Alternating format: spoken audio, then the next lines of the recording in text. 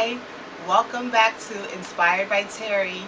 Today, I want to share with you about love.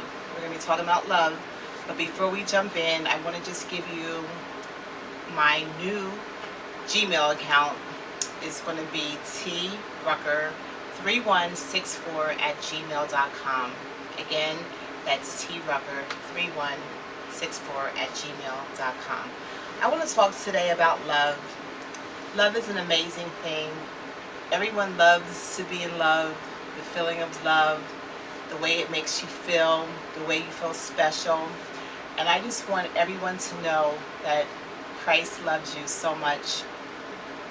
And He commissioned us to love one another. He said in John 13:35, "By this all will know that you are my disciples if you have love one for another." So it's important that as Christians that our love is demonstrated, that we treat one another with love, and it's easier said than done. The only way that we're going to learn how to love properly and truly love as Christ loved is to spend time with God. Spend time in the Word, spend time in prayer. Getting to know Him on a personal level will teach us how to love unconditionally. And this doesn't mean that we're going to like everything about people, but we will love them and we won't have ill feelings in our heart. I want to share a story with you. About 10 or 15 years ago, I had a house and I was so excited about this house. I always wanted a nice yard and bought nice patio furniture, had awnings put on the house, and couldn't wait to come home and sit outside and just enjoy my yard that I never had. And an Asian family moved in next to us. And they seemed nice enough, and all of a sudden they start working in their yard.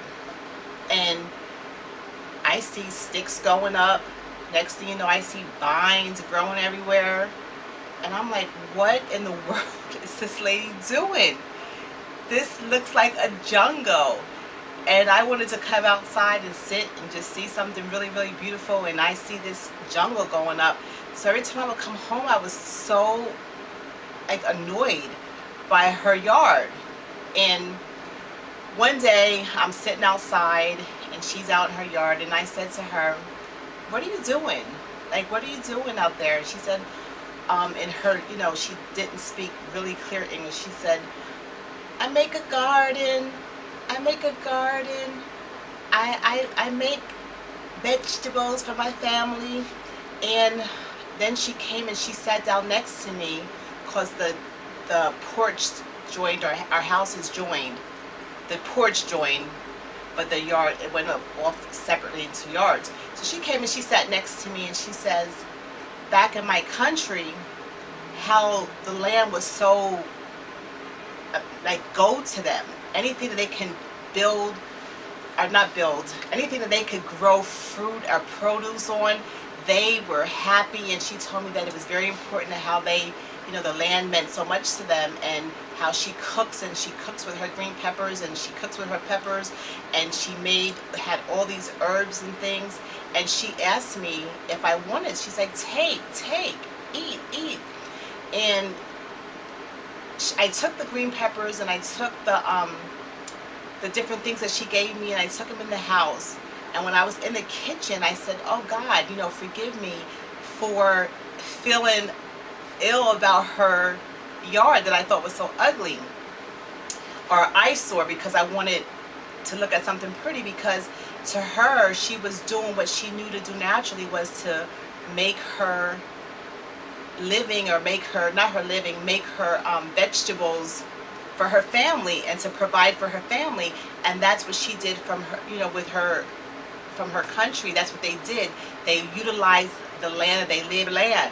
So at that moment, God showed me that just because someone doesn't want to do the same thing with their yard that you're doing with your yard, or it could be their house or your body, doesn't mean that it's wrong. I just grew to appreciate her and her family, and I told her that her daughters, can come over and play with my daughter. They're about the same age. And from that day on, her little daughter, her name was Maylene, she would come and knock on the door and ask for my daughter Chanel, and they would play. And before then, the lady wouldn't even smile at me. She would just keep her head straight and walk right into her house. But after that day, her and her husband were kind, and they smiled, and she always shared her vegetables with me. And I share that story to say that we have to learn to be accepting of others. We have to learn that just because someone's different than us doesn't make them wrong. And as being a believer, we should be doing more loving all the more as the day grows darker. The Bible says in Matthew 24:12, and because of the lawlessness will abound, the love of many are going to grow cold. And as the days grow darker, our love should be shining brighter. We should be going out of our way to be loving to others. And we should be going out of our way to let the love of Christ show through us, because we are his hand and feet in the earth. We are his handiwork. We are Christ here. We are his disciples.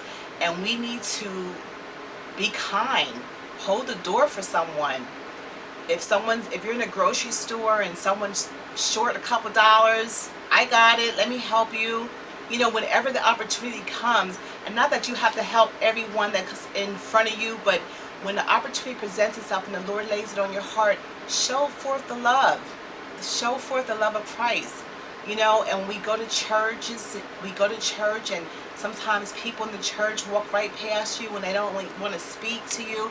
We need to learn how to love one another properly, like God says. It's important. It's the main thing. He said we can do all these things. We can cast out devils. We can prophesy in his name. We can say this in his name. But he said without love it means nothing. It's just tingling brass. It's just nothing. It means nothing to him. So, and he's going to say in the last days, depart from me, ye that work iniquity, because I don't even know you, because you had not love one for another. So we need to hold on to love. Our love walk is so important, and it's something that we should pursue, something that it doesn't come easily, but it's just like anything else. It's a muscle. You have to exercise it. You have to do it on purpose, and the more you do it, the more you're going to want to do it. The next thing you know, it's going to be a natural way of being for you, because it's already in you, because God already gave it to you. He already equipped us with everything we need that pertains to life and godliness. We just have to walk it out and trust that he is with us to help us walk it out.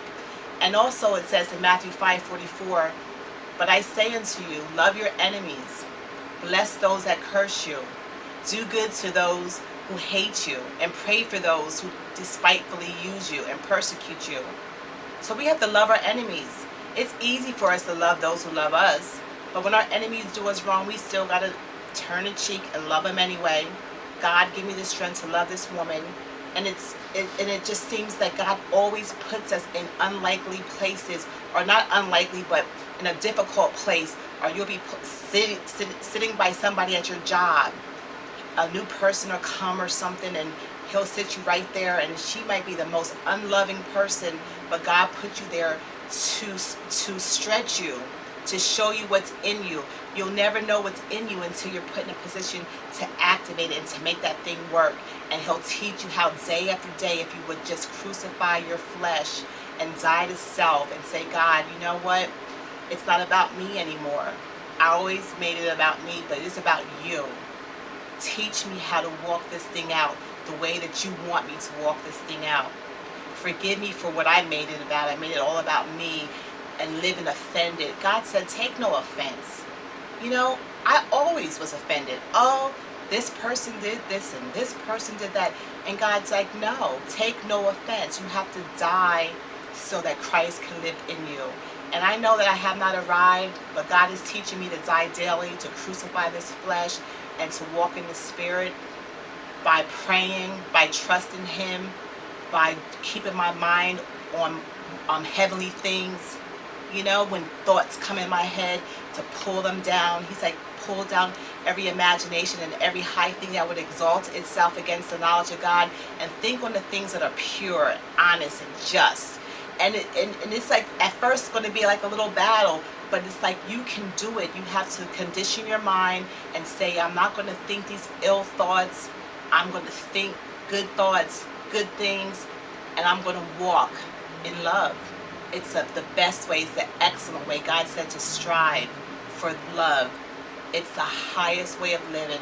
And when you learn how to walk in love, everything else seems so stupid. The things that we used to care about, the things that we took so personal, when you start to walk in love, now you kind of have pity on the person, because you can kind of see that they need Christ. They need love. They need you.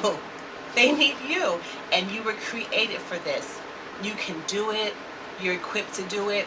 And I just want to say that today I was thinking about all that's going on in Texas with the people who are down there and losing everything. And I don't know why things are happening the way they are, but we have so much to be grateful for, so much to be thankful for. And I think that it's time for us to show the world that we can do this thing that Christ compelled us and commissioned us to do, is to walk in love. Show them that we have the answer, and Jesus is the answer. He's the way, the truth, and the life. And I hope that you enjoyed this message. And if you did, leave a comment and let me know. Encourage me. Let me know that it meant something to you. You got something out of it. Subscribe below. I thank you, and I look forward to coming to you again. God bless you, and have an awesome week.